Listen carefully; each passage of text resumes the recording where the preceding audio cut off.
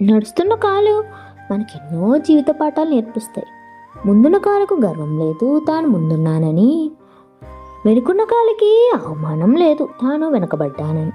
ఎందుకంటే ఆ రెండిటికీ తెలుసు వాటి స్థానం క్షణాల్లో మారుతుందని. మన జీవితం కూడా అంతే. మనకన్నా ముందు ఉన్న వాళ్ళని చూసి ఈర్ష్యపడడం, మన వెనుకున్న వారిని చూసి గర్వపడడం రెండూ ప్రమాదమే. ఎందుకంటే అవి ఏ క్షణమైనా మారిపోవచ్చు. నీ జీవితం కోసం కష్టపడుతున్నావు, నీ కష్టం ఎప్పటికీ వృధా కాదు. నీవు చిందించే ప్రతి చెమట చుక్క 100 రెట్ల ఆనందాన్ని, నువ్వు కార్చే ప్రతి కన్నీటి బొట్టు 1000 రెట్లు సంతోషాన్ని తీసుకువస్తాయి. అర్థమైందనుకుంటా. అనుభవించింది ఏది కూడా తెలిసి రాదు. ఒక్కసారి పడితేనే ఇకపై ఎలా నడవాలో, ఎలా ఉండాలో, ఎవరిని నమ్మాలో, ఎంతలో ఉండాలో, ఎంతలో ఉంచాలో తెలుస్తుంది. కాదంటారా?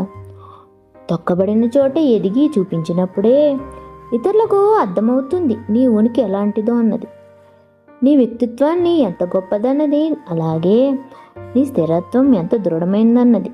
అందుకే తొక్కబడిన చోటే ఎదిగి చూపించడమే గొప్ప సమాధానం అవుతుంది. అర్థమైందనుకుంటా.